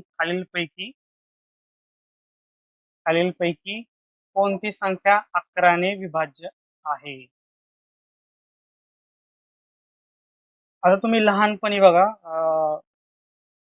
जर कुणाचं गणित कच्चं असेल तर माझा त्याला असा सल्ला असेल की तुम्ही 5वी ते 10वी गणिताची पुस्तकं घ्या आणि ते 5वी ते 10वी गणिताची पुस्तकं वाचून काढा. म्हणजे तुम्ही ते जर ग्रास्प केलं तर तुम्हाला कोणताही प्रश्न अवघड जाणार नाही. खूप सोपं सिंपल मॅनर मध्ये त्या वयानुसार ते पुस्तकं सेट केलेली असतात आणि ते आपल्याला समजतील, कारण की आपलं वय आता वाढलेलं आहे. ते जे नॉलेज आहे ते ग्रास्प करायला आपल्याला काही सुद्धा अडचण येणार नाही. म्हणून जास्त काय म्हणतात ऍडव्हान्स पुस्तक वाचू नका. बेसिक आपले महाराष्ट्र स्टेटची जे मराठी मीडियमची असतील मराठी मीडियमची 5वी ते 10वी पुस्तकं वाचा. ज्यांना इंग्लिश मिडियम वाचायचे त्यांनी इंग्लिश मिडियम वाचा, जसं कसं सोपं जाईल. पण तो एकदम बेस्ट वे आहे अभ्यास करण्यासारखा. तर त्याच्यामध्ये कसोट्या दिल्यात बघा. तुम्ही लहानपणी तुम्हाला आठवत की बाबा 3 ची कसोटी, 4 ची कसोटी, 5 ची कसोटी असं ते कसोट्या म्हणून एक चॅप्टर असायचं आपल्याला. ते कसोट्या त्या चॅप्टर तो बघा आणि त्या कसोट्या पाठ करा. आता 11ने विभाज्य काय म्हणजे 11ची कसोटी मला माहित पाहिजे बघा. 11ची कसोटी काय सांगते? 11ची कसोटी सांगते की समस्थानांच्या अंकांची बेरीज आणि विषम स्थानांच्या अंकांची बेरीज ही एकतर 0 यायला पाहिजे, नाहीतर यांची वजाबाकी एकतर 0 पाहिजे किंवा 11 पाहिजे. बघा समजतंय का? समजा एक मोठा संख्या दिली आपल्याला, म्हणजे ह्यातली संख्या आपण घेऊया. कोणती संख्या घेता? पहिली संख्या घेऊ आपण. 26, 10, 13 आणि 8 अशी काहीतरी संख्या आहे नाही. याला नंबर देऊ 1 2 3 4 5 6 7. समस्थानांच्या अंकांची बेरीज. सममध्ये कोण आहे? 2, 4, 6 एवढे. मग काय ते 6 + 0 + 3 यांची बेरीज वजा विषम स्थानांच्या अंकांची बेरीज. विषम कोणतं आहे? 1 3 5 7. बेरीज करा 2 + 1 + 1 + 8. बघा 0 येते किंवा 11 येते का? मग इथे किती येते? 2 4 6 6 आणि 3 9 वजा 1 3 5 7 2 आणि 2 4 आणि 8 2 8 10 12 9 वजा 12 वजा 3 म्हणजे कसं घ्यायचं माहिती आहे का? ऍब्सोल्यूट व्हॅल्यू घेऊया आपण. मग ऍब्सोल्यूट व्हॅल्यू काय येते याची? 9 वजा 12 वजा 3 किंवा 3 12 वजा 3 3 येणार. मग हे 0 किंवा 11 येते का? नाही. मग हे उत्तर आहे का आपलं? नाही. मग आता आपण असंच ट्राय करूया दुसरं काय? हे ऑप्शन दुसरा 26 11 0 3 8. याला नंबर दे 1 2 3 4 5 6 7.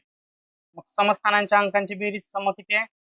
2 4 6 म्हणजे 6 अधिक 1 अधिक 3 वजा विषम म्हणजे काय? हे 1 3 5 आणि 7. 2 अधिक 1 अधिक 0 अधिक 8. 6 आणि 1 7 आणि 3 10 वजा 2 आणि 1 3 2 1 3 आणि 8 11 येते का? नाही. 1 येते याचं उत्तर. मग हे पण नाही आला, हे सुद्धा प्रश्न गेला. आता परत एकदा आपण तिसरा ऑप्शन ट्राय करूया. तिसरा ऑप्शन आपला 2 6 0 1 1 3 8. त्याला द्या नंबरी 1 2 3 4 5 6 7. समस्थान 2 4 6 6 + 1 + 3 वजा हे उरलेलं 2 + 0 + 1 + 8.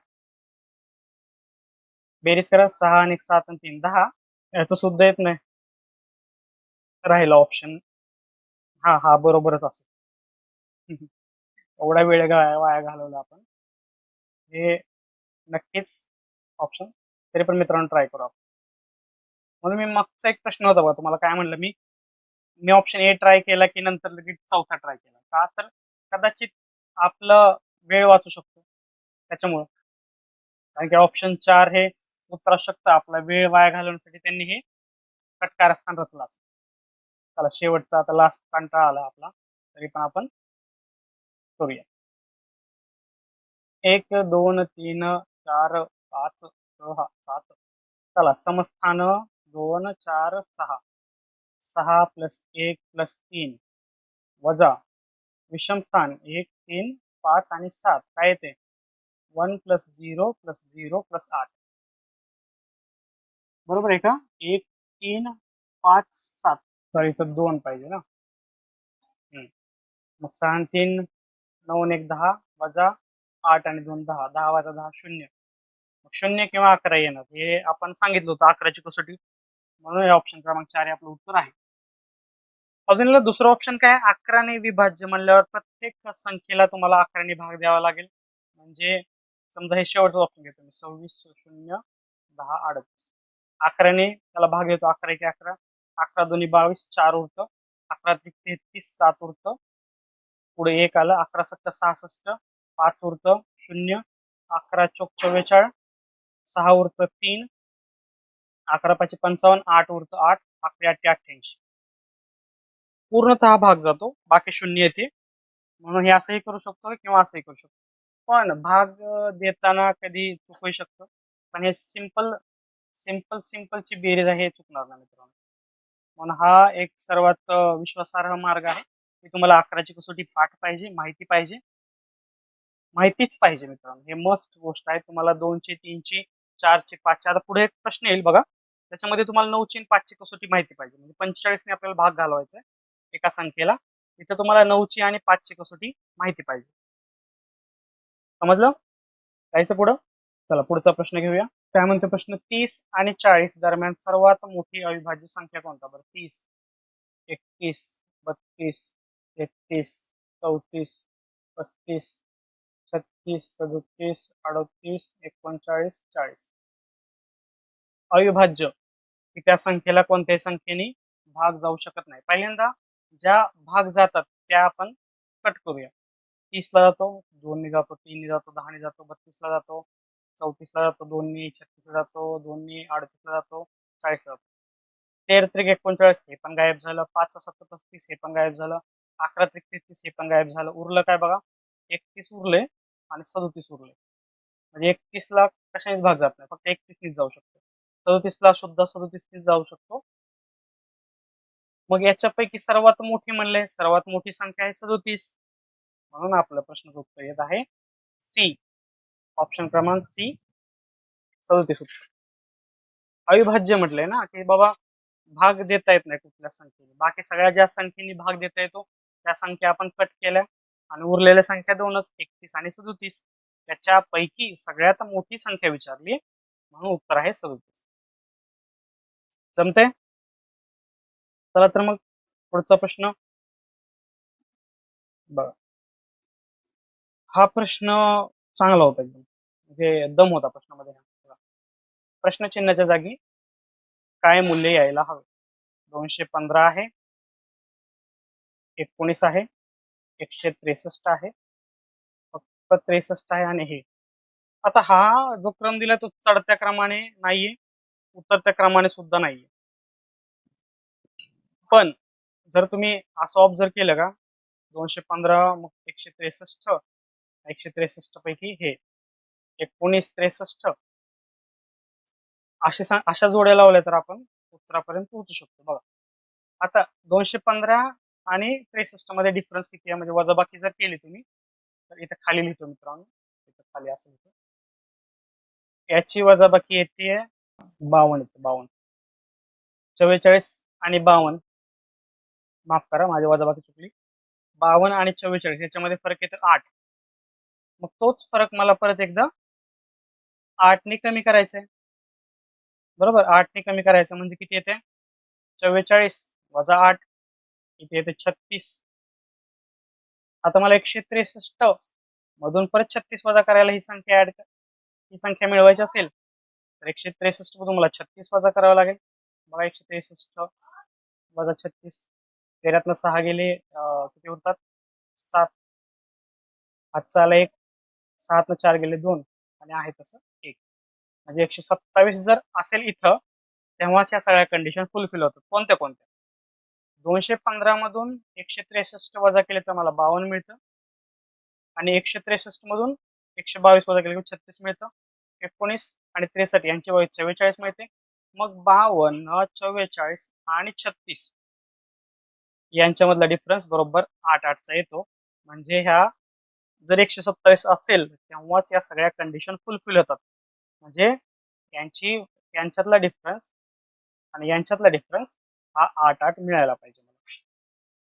म्हणजे हे परत एकदा ट्रायल आणि एरर बेसिसवरच होतं मित्रांनो. बाबा काय येऊ शकतं हे तुम्हाला प्रत्येक प्रत्येक अंक तिथे ठेवून तुम्हाला चेक करावं लागेल. पण मी पहिल्यांदा काय केलं बाबा, चढता क्रम नाही, उतरता क्रम नाही, मग मी 2-2च्या जोड्या असतील कदाचित, मग मी तसं ट्राय केलं, त्यांचा डिफरन्स बघितला, वजाबाकी बघितली, मग मला मिळालं 52, इथं 44, यातला फरक 8 मिळाला. मग मी ट्राय केलं की 44 आणि 8 परत एकदा वजा करूया, 8 36 मिळेल, 163. मग आता ही 215ची, 163ची आणि 36 यायला इथे किती पाहिजे, मग 163 मधून मी परत 36 वजा केले, उत्तर आलं माझं 127. म्हणजे ऑप्शन क्रमांक बी 127 हे माझं उत्तर आहे. जर तुम्हाला या प्रश्नामध्ये जर अजून काही वेगळं लॉजिक जर तुम्हाला कळालं असेल तर मला नक्की कमेंट मध्ये तुम्ही मला सांगायचे की हे सर अशा पद्धतीने सुद्धा उत्तर येतं. इव्हन हेच नाही, तुम्ही सगळ्या प्रश्नांची उत्तरं जर वेगळ्या पद्धतीने तुम्ही आणत असाल, एक शॉर्टकट नाही मित्रांनो, शॉर्टकट इथं मी शिकवत नाही. मी तुम्हाला फक्त व्यवस्थित मांडणी कशी करता येईल, प्रश्न कसा सोडवता येईल ते शिकवतोय सध्या. जरी शॉर्टकट तुम्हाला माहिती असेल तर नक्की तुम्ही कमेंट मध्ये ते लिहून मला पाठवू शकता. याचं उत्तर सर अशा प्रकारे सुद्धा येऊ शकतं. पण माझा प्रयत्न असा आहे की सगळ्यात बेसिक, सगळ्यात ज्याला गणित समजत नाही व्यवस्थितपणे त्याला समजवण्याचा मला प्रयत्न असतो. त्याच्यामुळे ह्या स्टेप बाय स्टेप एकदम विस्तृत स्वरूपात मांडणी करून मी शिकवण्याचा प्रयत्न करतो. चला नेक्स्ट प्रश्न बघा. चक्रवाढ व्याज आणि सरळ व्याज हे प्रश्न अजूनपर्यंत आले नव्हते. हा पहिला प्रश्न आलेला आहे. दर साल 10% वार्षिक चक्रवाढ व्याजाने दर 6 महिन्यासाठी चक्रवाढ केली जाते. 8,000 रुपयाचे 2 वर्षासाठी चक्रवाढ व्याज काढा. बघा 6 महिन्यांनी चक्रवाढ व्याज आहे बरोबर, आणि जी वाढ आहे 10% दर साल म्हणजे वर्षाला 10% वाढवतो. मग 6 महिन्याला किती वाढलं पाहिजे? 5%. समजतंय का? 6 महिन्यांनी तर वाढ करायची मला, पण 10% वार्षिक वाढ करायची म्हणजे 6 महिन्याने मला दर 6 महिन्याने 5-5% मला वाढ करावी लागेल बरोबर. आणि 2 वर्षाचं विचारलं, 2 वर्षासाठी चक्रवाढ विचारलं म्हणजे 6 महिन्यांची सायकल मला किती वेळा चालवायला लागेल? 4 वेळेस चालवायला लागेल. कशासाठी? 2 वर्षासाठी बरोबर. मग मी असं म्हणू शकतो का 4 वर्षासाठी किंवा 4 सायकल म्हणतो आपण चक्रवाढ व्याज मध्ये 5%नी मला आता मुद्दल 8,000 ही मुद्दल झाली, हा दर झाला आणि हा काळ झाला मुदक. मग आता चक्रवाढ व्याज फॉर्म्युला मला माहित आहे. चक्रवाढचा फॉर्म्युला आहे P1+R भागिले 100 याचा घातांक n वजा परत एकदा मुद्दल वजा करतो. काही सरळ व्याजासारखा फक्त मला यात व्याज भेटत नाही, चक्रवाढ वाढ मध्ये मला मुद्दल त्यात ऍड करूनच मिळते. मला जर प्युअर ओरिजिनल फक्त चक्रवाढ व्याज किती झाले हे जर काढायचं असेल तर मला त्यातून मुद्दल वजा करावी लागेल. म्हणून मी अगोदरच तिथे लिहून ठेवतो. तुम्ही कसंही करू शकता. पहिल्यांदा पूर्ण चक्रवाढ रक्कम काढा, त्यातून मुद्दल वजा करा आणि मग तुम्हाला फक्त चक्रवाढ व्याज मिळेल. चला आता ह्या ज्या सगळ्या किमती काढल्यात ती मी याच्यामध्ये ठेवतो. P म्हणजे प्रिन्सिपल मुद्दल, रेट म्हणजे दर आणि L म्हणजे काळ. आता T पण असू शकतं. मग P म्हणजे समजा 8,000 आहे. 1+ रेट दर किती आहे मित्रांनो? रेट 5%, 100, n टाइम 4 वजा परत एकदा 8,000. आता 8,000 आहे तसं हे 5 × 5 5 × 20 120 बरोबर. म्हणजे असं आलं ना 1 + 120. मग 20 त्याचं उत्तर आलं 20 इकडे नेऊ +1 21/20. मग मी असं लिहू शकतो का 21/20 चा घातांक 4 वजा हे कॉमन काढलं ना 8,000 मी, इथला 8,000 आणि इथला 8,000 वजा 1. किंवा तुम्ही कसंही करू शकता. आता पहिल्यांदा मी काय करतो माहिती आहे का, 21 आणि 20 गुणिले 21 आणि 4 वेळेस आहे ना, घात 4 आहे ना, मी 4 वेळेस घेतो 21 आणि 20, 21 आणि 20, 21 आणि 20. म्हणजे ह्याचं झालं 21 चा वर्ग 441, त्याचा 21 441 आणि हे झालं 400 गुणिले 400. तुम्ही कसंही करा. आता ही प्रोसेस खूप मोठी आहे मित्रांनो, गुणाकार व्यवस्थित करावा लागतो. तुम्ही कसा भाग घाल हे आता मी तुम्हाला होमवर्कच्या स्वरूपात हे गणित सांगणार आहे. तुम्ही हे पूर्ण सोडवायचे आणि यातून वजा 1 करायचे गुणिले 8,000 करायचे. हा प्रश्न आहे तुमच्यासाठी होमवर्क मला याचं ऑप्शन प्रश्न आहे याचं कमेंट मध्ये उत्तर सांगायचे. कमेंट मध्ये काय लिहायचं तुम्ही? चक्रवाढ व्याज बरोबर या 4 पैकी जे उत्तर आले ते उत्तर लिहून मला कमेंट मध्ये मला तुम्ही सांगायचं काय येते. ते वेळेअभावी आपण तो गुणाकार टाळण्याचा प्रयत्न करतोय, तो तुम्ही करायचा आहे आणि मला उत्तर सांगायचं. जमेल? येस, जमायलाच पाहिजे. चला नेक्स्ट प्रश्न घेऊया. काय प्रश्न वाचा? प्रश्न वाचतो मी. एक्स हा वायच्या 90% आहे. एक्स हा वायच्या 90%. मग कसं लिहावं बाबा? एक्स हा वायच्या 90% म्हणजे 90% ऑफ वाय. 90% म्हणजे 9 भागिले 100 वाय. तर एक्स हा वायच्या किती टक्के? परत एकदा मी तसंच करणार. म्हणजे काय करणार? 90 भागिले 100 आहे का, मी त्याला इकडं नेतो. म्हणजे वाय बरोबर 100 भागिले 90 एक्स.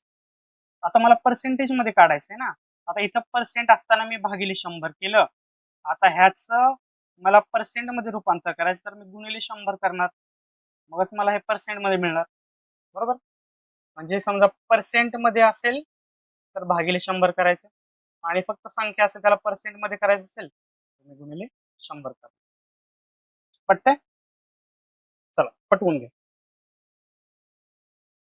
आता याचं बघूया. वाय बरोबर काय म्हणते इथे सेपरेट लिहितो. 100 भागिले 90 गुणिले 100. हे 0 0 कट येते 1000 भागिले 9. बट हे 2 शून्य आणि हे 1 शून्य. चला भाग देऊया. 9 1 9, 1 उरते 9 1 9, 1 उरते 9 1 9, 1 उरते परत एकदा 9 1 9, म्हणजे 111.1 हे आपलं पर्सेंट उत्तर आलं. ऑप्शन क्रमांक 1. तुम्ही असं विचार करा आता, एक्स हा वाय पेक्षा लहान आहे, बरोबर ना? कारण की एक्स 90% आहे फक्त वाय पेक्षा. वाय हा 100%, तर एक्स हा 9 आहे. मग एक्स मोठा आहे का वाय मोठा आहे? नक्कीच मित्रांनो वाय मोठा आहे याच्यामध्ये. वाय मोठा असेल तर एक्स जर 100% पकडला तर वाय 100% पेक्षा नक्कीच मोठा असेल. लॉजिक किती असेल या समीकरणातून, या गणितीय क्रियामधून आपल्याला काढायचं. सोपा प्रश्न किती कन्फ्युजिंग मॅनर मध्ये टाकला जातो बघा.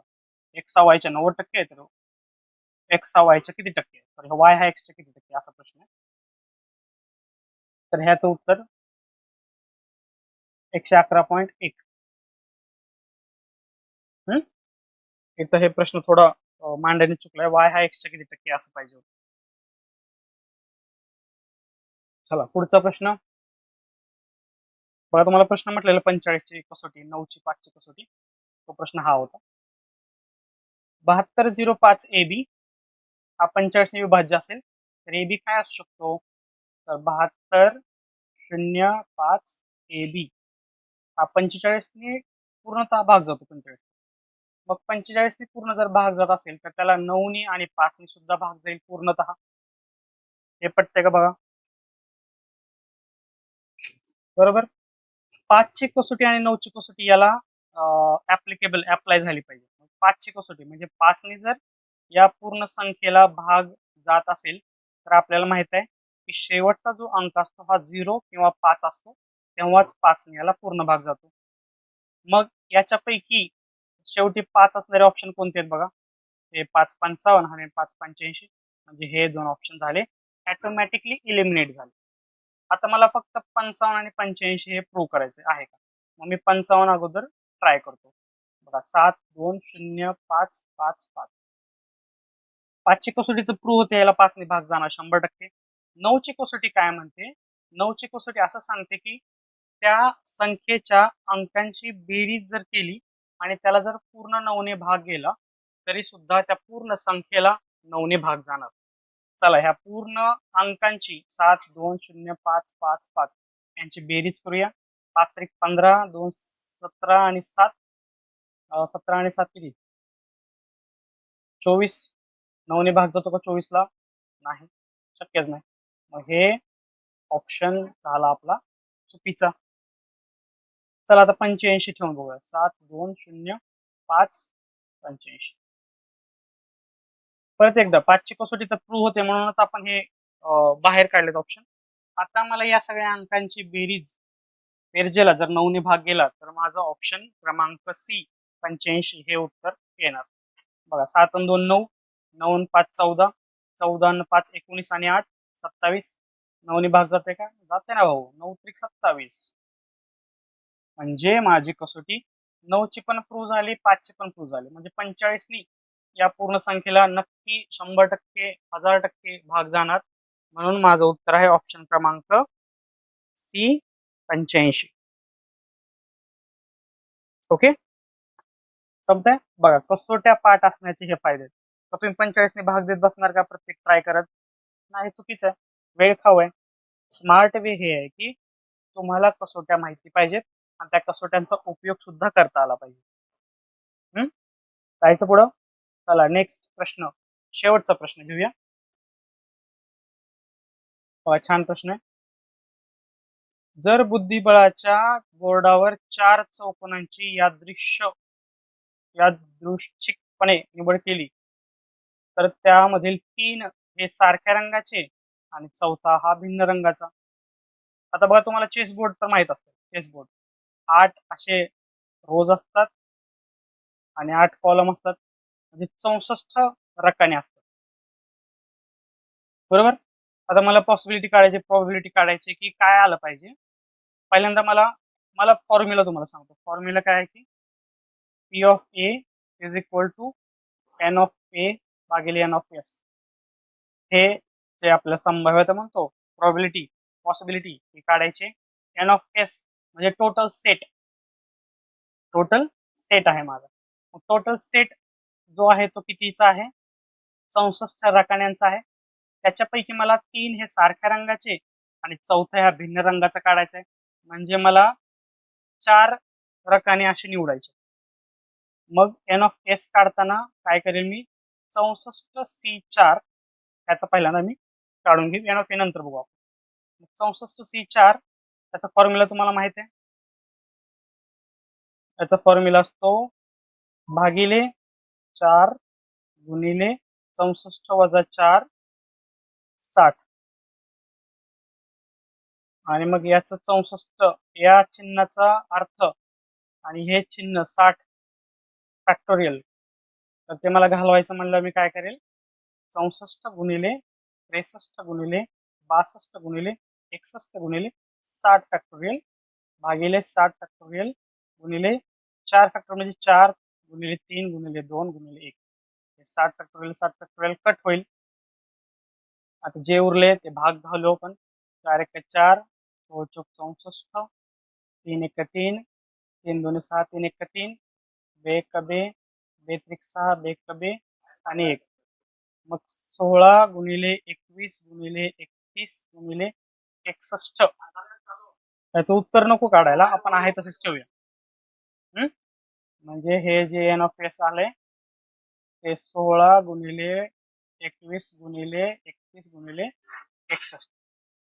आता एन ऑफ एस म्हणजे मला काय करायचंय? जे 64 रकाने आहेत त्याच्यामधले 32 आहेत हे ब्लॅक कलरचे आणि 32 आहेत ते व्हाईट कलरचे. मग 32 पैकी मला 3 निवडायचे आणि दुसरा व्हाईट पैकी 1 निवडायचा आहे. त्याच्यानंतर किंवा म्हणजे एक तर मी 3 ब्लॅक निवडेल आणि 1 व्हाईट निवडेल, किंवा 3 व्हाईट निवडेल 1 ब्लॅक निवडेल, हे मला लिहायचं.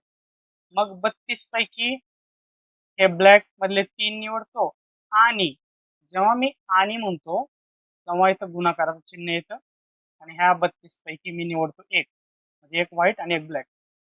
और किंवा म्हणजे मी 3 ब्लॅक निवडतो 1 व्हाईट निवडतो, किंवा जेव्हा हा शब्द वापरतो तेव्हा इथे येतं अधिक. त्याच्यानंतर आता मी 3 व्हाईट निवडतो आणि 1 ब्लॅक निवडतो. अगोदर मी काय निवडले? 3 ब्लॅक आणि 1 व्हाईट. आता 3 व्हाईट आणि 1 ब्लॅक. परत येणार 32 पैकी 3 निवडतो आणि 32 पैकी 1 निवडतो. अशा प्रकारे येईल. आता मी खालचं थोडं घालवतो तेव्हा आपल्याला जागा उरेल. आता बघा म्हणजे वरती काय झालं? 32C3 आणि 32C1 हे सेम म्हणजे 2 झालं. डबल झाले आणि भागिले आहेत हे आहे ते ठेवूया आपण कारण ह्याची किंमत काढूया. 32C3 ची किंमत काढू. 32 गुणिले 31 गुणिले 30 गुणिले 29 फॅक्टोरियल भागिले 32 वजा 3 29 फॅक्टोरियल गुणिले 3 फॅक्टोरियल म्हणजे 3 गुणिले 2 बरोबर. 3 फॅक्टोरियल खाली येणार ना, मग 29 फॅक्टोरियल कॅन्सल झालं आणि 3 10 30 3 5 सॉरी 2 पंचे 10. मग याचं उत्तर आलं 32 गुणिले 31 गुणिले 5 आणि हे 2 आहे तसं इथे लिहून घेऊया. बरोबर. 32 गुणिले 31 गुणिले 5 बरोबर का. काय राहिलं आपलं आणि हे जे 32C1 आहे 32C1 1 असेल ना खाली त्याची किंमत वरची जी व्हॅल्यू आहे तीच आहे ना म्हणजे गुणिले 32. ओके. आता आपल्याला करायचं आहे भागाकार. कशाचा हे जे वरचं आहे ते आणि खाली 16 21 31 61 16 21 31 आणि 61 31 ला 31 गेले 16 1 16 16 2 32 बरोबर. आता इक्वल टू 2 गुणिले 2 गुणिले 5 गुणिले 32 भागिले 21 गुणिले 61 किती ते बघा. 5 गुणिले 10 2 20 20 गुणिले 32 640 भागिले 21 1 21 5 आला 2 21 5 26 असे 21 26 असे आणि 2 म्हणजे 128 उत्तराला 640 भागिले 1281 आहे का. येस, ऑप्शन क्रमांक सी 640 भागिले 1281. याची क्वालिटी मित्रांनो जरा वरची लेवल होती त्या प्रश्नाची. आपल्याला प्रोबॅबिलिटी हे समजून घेण्यासाठी आपल्याला त्याचं पूर्ण कन्सेप्ट समजणं भाग आहे. हा थोडा विस्तृत चॅप्टर आहे. हा आपण नक्कीच चॅनलवरती आपण कधीतरी घेऊया. हे फक्त मी उत्तर याचं कसं काढतात हे आता सध्या समजून सांगितले. हा प्रश्न जर तुम्हाला अजून व्यवस्थितपणे रित्या समजून घ्यायचा असेल तर तुम्हाला जे तुमच्याकडे पुस्तक अवेलेबल आहे त्यातला तुम्ही संभाव्यतः हा चॅप्टर काढा. त्यातलं तुम्ही थोडं बेसिक वाचून घ्या, सराव करा आणि मग हा प्रश्न सोडवायचा प्रयत्न करा मित्रांनो. जर समजला नसेल तर हा पॉज करा, 2-3 वेळेस पहा, मग हा प्रश्न समजतोय का चेक करा. तर ठीक आहे. आपण एका शिफ्ट मधल्या एका पेपर मधून म्हणजे 25 प्रश्न पडले होते गणित व बुद्धिमत्तेचे, हे आपण कव्हर केलेले आहेत.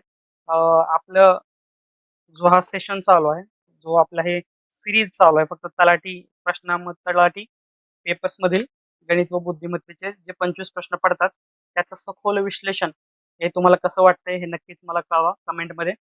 आणि याचा उपयोग स्वतःसाठी करा, आपल्या मित्रांमध्ये शेअर करा. सर्वांपर्यंत हा माझं जे कष्ट आहेत ते पोहोचले पाहिजेत. आणि शेवटचं आपलं की चॅनलला लाईक शेअर सबस्क्राईब करायला विसरू नका.